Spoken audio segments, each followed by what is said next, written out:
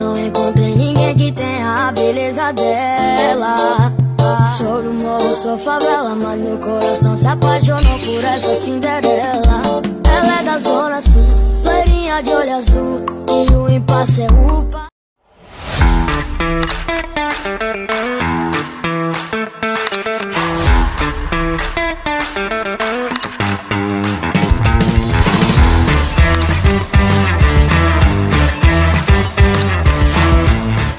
Assalamualaikum warahmatullahi wabarakatuh. Selamat malam. Perkenalkan, kami dari kelompok 9. Pada kesempatan kali ini kami akan mempresentasikan hasil tugas kelompok kami yang berjudul siklus konversi. Baiklah, langsung saja kita mulai presentasinya. Untuk materi pertama mengenai identifikasi jenis metode dan sistem produksi perusahaan beserta penjelasan bagaimana aktivitas produksi yang dilakukan oleh perusahaan yang dijelaskan oleh Vira Setiawara. Kepada Vira, dipersilakan. Terima kasih kepada moderator. Di sini saya akan menjelaskan jenis metode dan sistem produksi perusahaan. Yang pertama ada metode produksi yang digunakan. Barista Specialty Coffee menggunakan metode produksi berdasarkan pesanan atau job order dalam pembuatan makanan dan minuman. Produk tidak dibuat terlebih dahulu dalam jumlah yang besar, melainkan diproses setelah pelanggan melakukan pemesanan. Metode ini memungkinkan perusahaan menyajikan makanan dan minuman yang segar serta sesuai dengan kebutuhan pelanggan. Setiap pesanan dapat memiliki variasi yang berbeda, baik dari segi bahan, ukuran, maupun cara penyajian. Selain itu, barista juga menggunakan metode produksi batch production pada proses roasting biji kopi dan persiapan beberapa bahan makanan. Dalam metode ini, produk dibuat dalam jumlah tertentu dalam suatu kali proses sebelum digunakan atau dijual kepada pelanggan. Cara ini membantu perusahaan menjaga kualitas produk dan mempertahankan konsistensi rasa serta meningkatkan efisiensi produksi. Yang kedua itu ada sistem produksi perusahaan. Barista Specialty Coffee menerapkan sistem produksi intermittent, yaitu sistem produksi yang dilakukan secara fleksibel sesuai dengan permintaan pelanggan. Sistem ini sesuai dengan karakteristik usaha coffee shop yang menawarkan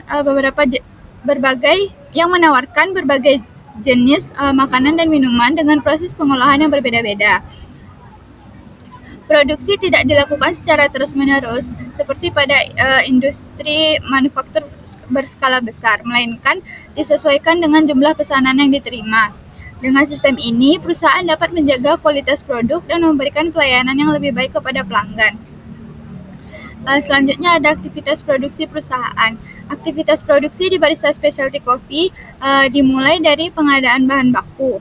Untuk bahan baku kopi itu sendiri, perusahaan memperoleh biji kopi langsung dari petani lokal. Biji kopi Robusta yang berasal dari Temanggung, Jawa Tengah, sedangkan biji kopi Arabica yang berasal dari kawasan Gunung Singgalang, Sumatera Barat.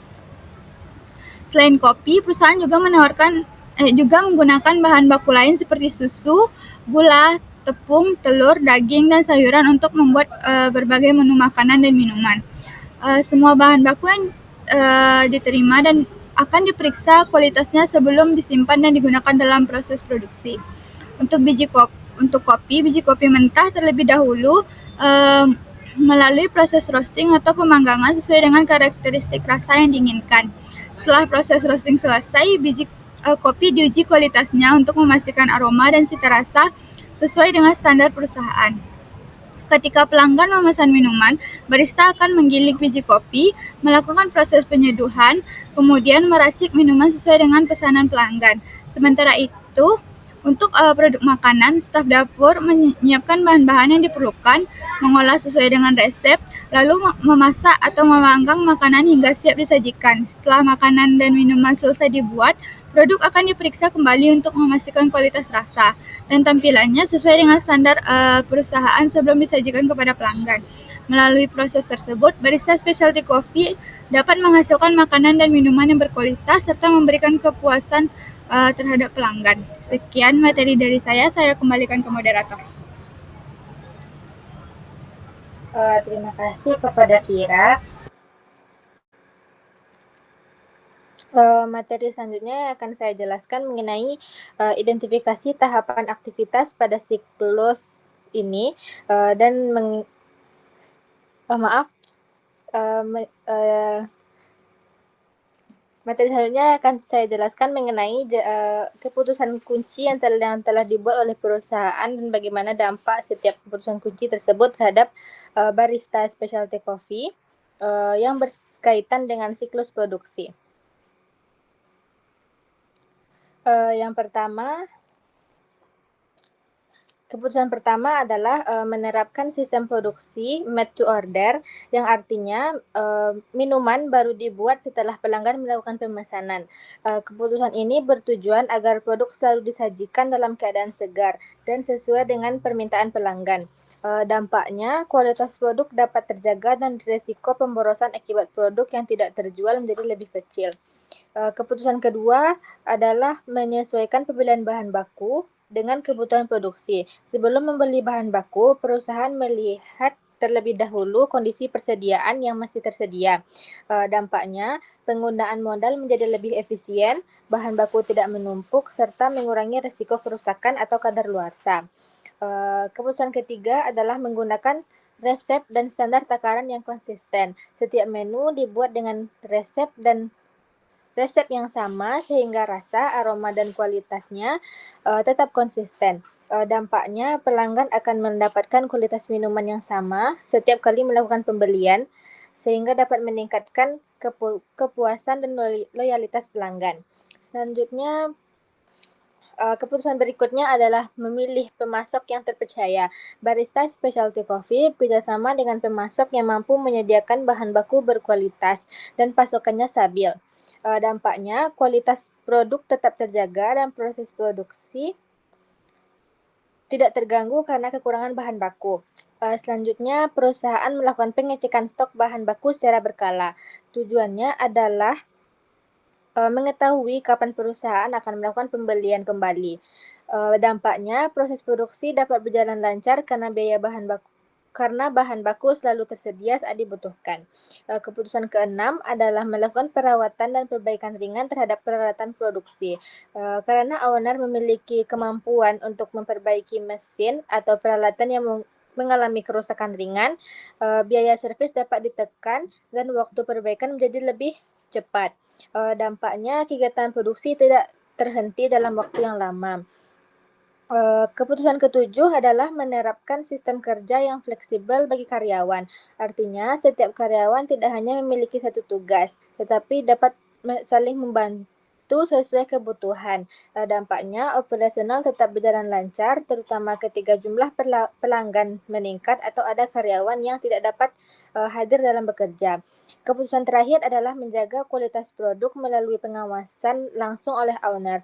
Owner ikut mengawasi proses pembuatan minuman atau makanan untuk memastikan setiap produk dibuat sesuai dengan standar yang telah ditetapkan. Dampaknya, kualitas produk tetap terjaga dan risiko kesalahan dalam proses produksi dapat diminimalkan. Selanjutnya, materi mengenai konteks diagram dan DFD level 1 yang akan dijelaskan oleh rekan saya, Wiasnah Wilia Fitri. Kepada Wiasnah, dipersilahkan. Baik, terima kasih kepada moderator. Selanjutnya mengenai konteks diagram. Nah, pada UKM Barista, pelanggan langsung melakukan pemesanan dan melakukan pembayaran ke kasir, lalu bagian kasir akan memberikan data pesanan berupa struk kepada bagian dapur. Selanjutnya, bagian dapur akan memproses pesanan, dan yang terakhir, setelah selesai diproduksi atas pesanan tersebut oleh bagian dapur, pesanan tersebut langsung diantarkan ke meja pelanggan. Selanjutnya adalah DFD level 1. Nah, pada DFD level 1 ini rincian dari konteks diagram tadi. Yang pertama, pelanggan melakukan pesanan dan pembayaran ke meja kasir. Selanjutnya, bagian kasir akan menyetujui pesanan tersebut dan data pesanan akan disimpan melalui aplikasi Levers. Selanjutnya, kasir menginformasikan data pesanan ke pelanggan kepada bagian dapur, lalu bagian dapur akan mengecek persediaan bahan baku yang akan digunakan, dan data persediaan bahan baku akan dicatat jika stok menipis. Lalu bagian dapur akan lanjut melakukan proses produksi sesuai dengan pesanan pelanggan. Setelah pesanan selesai disiapkan, bagian dapur akan mengantarkan langsung pesanan ke meja pelanggan. Sekian presentasi dari saya kembalikan kepada moderator. Terima kasih kepada Wiasna. Materi selanjutnya mengenai identifikasi data yang berkaitan dengan aktivitas produksi perusahaan dan penggambarannya dan penggambaran entity relationship diagramnya lengkap dengan hubungan antar data yang akan dijelaskan oleh Rizky Ashifa. Kepada Rizky Ashifa kami persilahkan. Terima kasih moderator. Di sini saya akan menjelaskan entity relationship diagram dari aktivitas produksi pada UKM Barista Specialty Coffee. Nah, di sini yang pertama yaitu pelanggan datang memesan dengan identitas nama pelanggan, waktu pemesanan, melakukan pemesanan dengan data daftar pesanan, sistem pembayaran, serta jumlah item pesanan. Nah, pemesanan ini dilakukan ke meja kasir, kemudian kasir akan memproduksi struk pesanan yang struk pesanan tersebut berisi data daftar pesanan, total pesanan, jumlah item pesanan, waktu pesanan, sistem pembayaran, serta nama kafe sendiri. Selanjutnya, setelah struk terbit, nanti pelanggan bisa melakukan pembayaran yang nanti akan langsung masuk ke kas dari UKM Barista. Setelah pelanggan melakukan pembayaran, maka kasir atau barista mendapatkan detail pesanan pelanggan. Kemudian bisa langsung menyiapkan pesanan pelanggan. Pertama-tama yaitu menyiapkan bahan mentah yang terdiri dari bahan baku utama, bahan penolong, serta perlengkapan atau kemasan. Setelah menyiapkan bahan mentah, maka bahan-bahan tersebut siap untuk diproduksi menjadi barang jadi. Setelah produksi selesai, kemudian pesanan atau barang jadi pelanggan tersebut dapat diserahkan ke pelanggan. Sekian yang dapat saya sampaikan, dikembalikan ke moderator. Terima kasih kepada Cipa. Materi selanjutnya adalah penjelasan aktivitas produksi yang akan dijelaskan oleh Febrianti. Kepada Febrianti dipersilakan. Baik, terima kasih pada moderator. Saya akan menjelaskan aktivitas produksi Barista Specialty Coffee. Yang pertama yaitu ada penerimaan pesanan. Proses produksi di Barista Specialty Coffee dimulai saat pelanggan datang dan melakukan pemesanan di kasir. Pada tahap ini pelanggan itu menyampaikan produk yang diinginkan, kemudian pesanan tersebut dicatat untuk diproses lebih lanjut. Tahapan ini menjadi awal dari seluruh rangkaian kegiatan produksi. Selanjutnya itu ada pemberian bukti pesanan. Setelah pesanan berhasil dicatat, pelanggan diberikan struk sebagai bukti bahwa pemesanan telah dilakukan. Struk ini berfungsi sebagai tanda transaksi sekaligus memudahkan dalam memastikan pesanan yang dibuat sesuai dengan permintaan pelanggan. Yang ketiga itu ada persiapan bahan dan peralatan.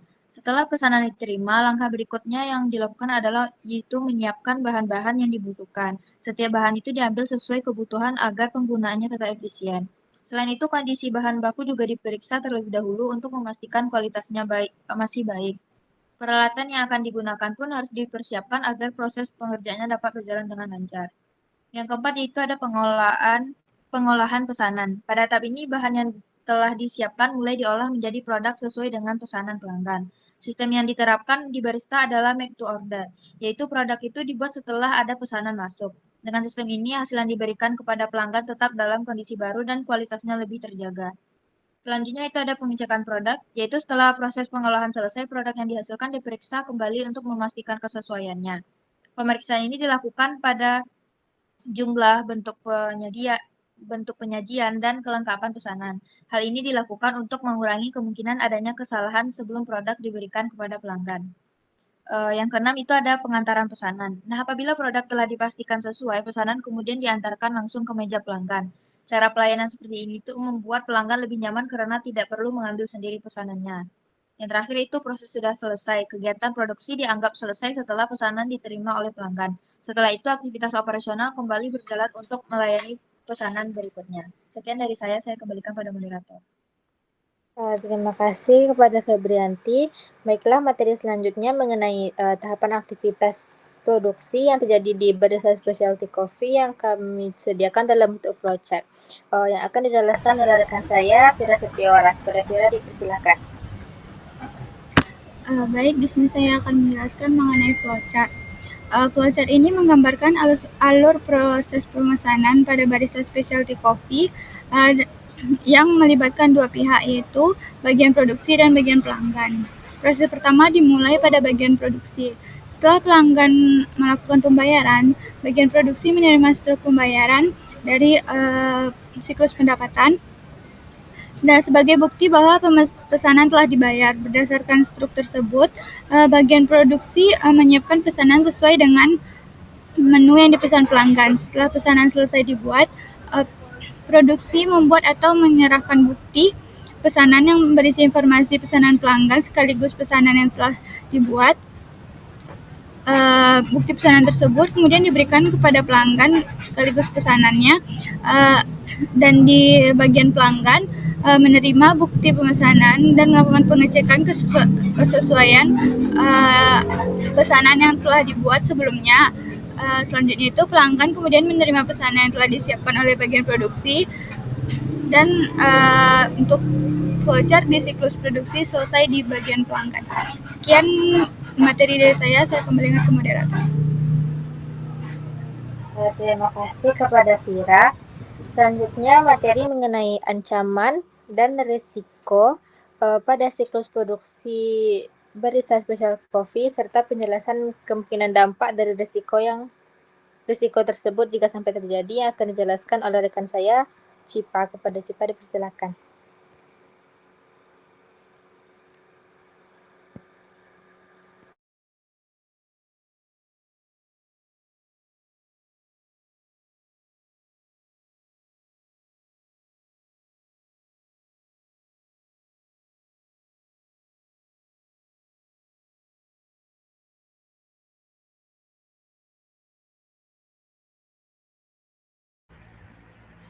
Baik, saya akan menjelaskan tentang ancaman, risiko, dan kemungkinan dampak yang terjadi pada siklus produksi UKM Barista Specialty Coffee.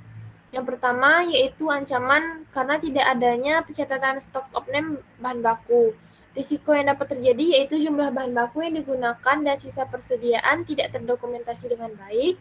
Kemudian dampak yang akan mungkin timbul yaitu sulit mengetahui jumlah persediaan yang sebenarnya, berpotensi terjadi kehilangan, lalu penyalahgunaan atau pemborosan bahan baku tanpa terdeteksi, menyebabkan selisih antara stok fisik dan kebutuhan produksi, perhitungan harga pokok produksi menjadi kurang akurat, serta dapat menyebabkan keterlambatan produksi karena bahan baku habis secara tiba-tiba. Kemudian yang kedua yaitu tidak dilakukannya perhitungan reorder point.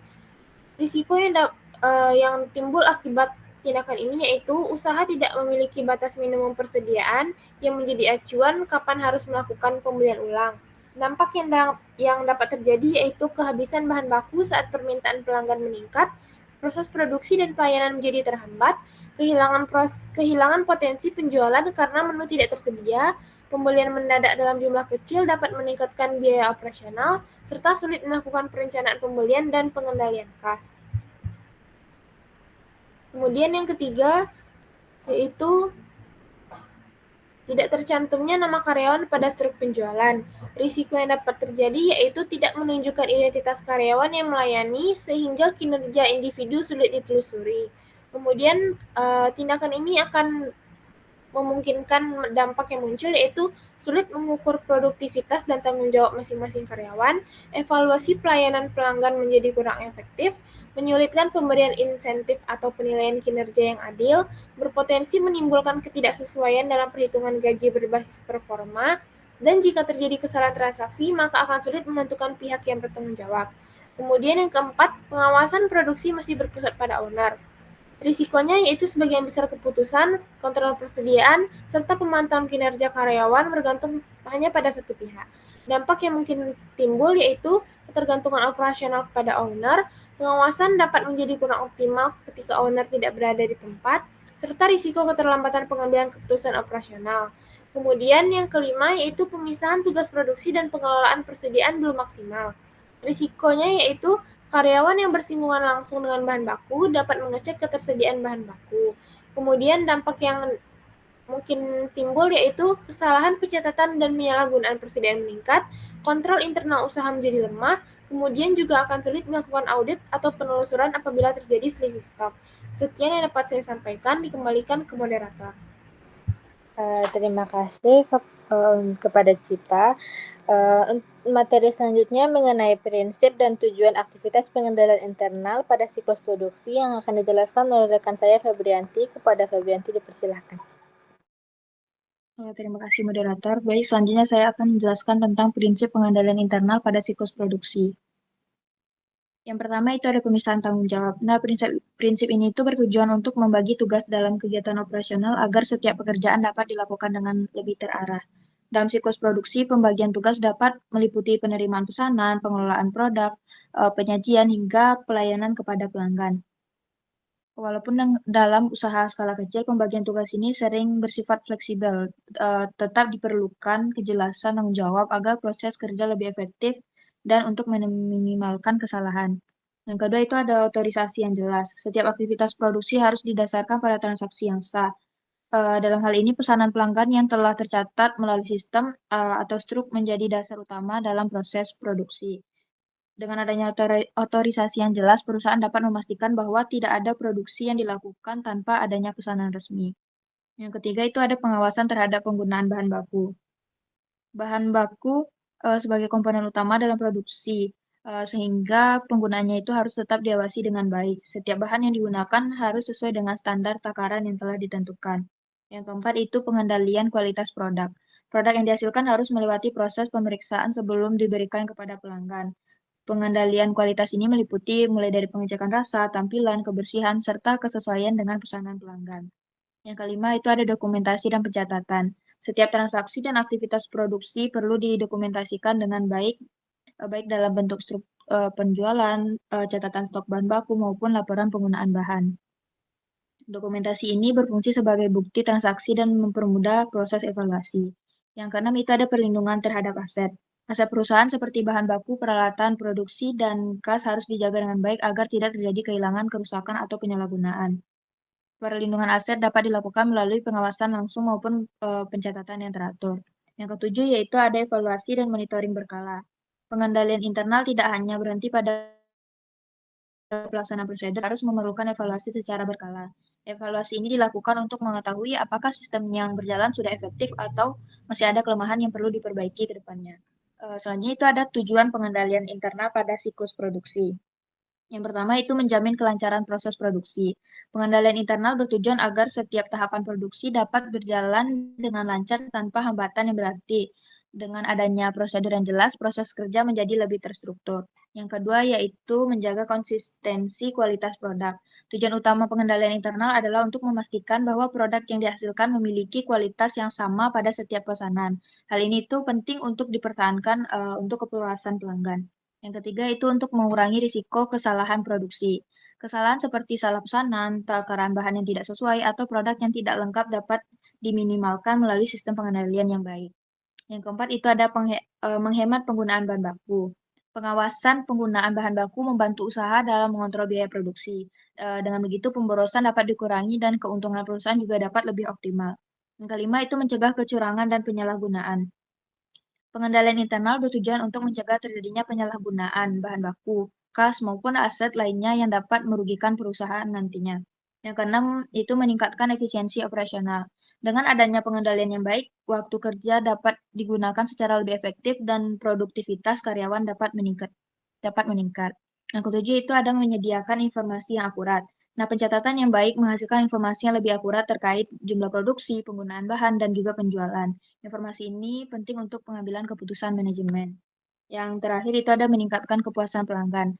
Nah, jika proses produksi berjalan baik dan produk yang dihasilkan sesuai dengan harapan, maka pelanggan akan merasa puas dan kemungkinan untuk kembali melakukan pembelian juga akan lebih besar nantinya. Sekian materi dari saya kembalikan pada moderator. Terima kasih kepada Febrianti. Baiklah, materi selanjutnya saya akan menjelaskan mengenai aktivitas pengendalian internal yang telah diterapkan oleh Barista Specialty Coffee. Yang pertama adalah pengawasan langsung oleh owner. Owner terlibat langsung dalam proses produksi, mulai dari penggunaan bahan baku hingga penyajian minuman. Dengan adanya pengawasan ini, jika terjadi kesalahan dalam proses pembuatan, kesalahan tersebut dapat segera diketahui dan diperbaiki sehingga kualitas produk tetap terjaga. Yang kedua, Pengendalian persediaan melalui pengecekan stok.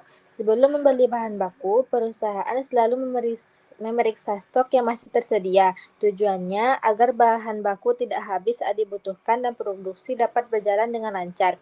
Yang ketiga yaitu standarisasi proses produksi. Setiap menu dibuat menggunakan resep dan takaran yang sama. Dengan begitu, rasa, aroma, dan kualitas minuman akan tetap konsisten sehingga pelanggan mendapatkan produk yang sama setiap kali melakukan pembelian. Selanjutnya, barista juga melakukan pemeliharaan peralatan produksi. Mesin kopi dan peralatan lainnya diperiksa secara berkala dan segera diperbaiki jika mengalami kerusakan. Hal ini bertujuan agar proses produksi tidak terganggu dan operasional tetap berjalan dengan baik.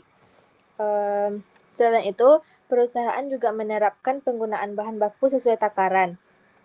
Setiap bahan baku digunakan sesuai standar yang telah ditentukan. Pengendalian ini membantu mengurangi pemborosan, mengendalikan biaya produksi, dan menjaga kualitas produk yang dihasilkan. Next slide.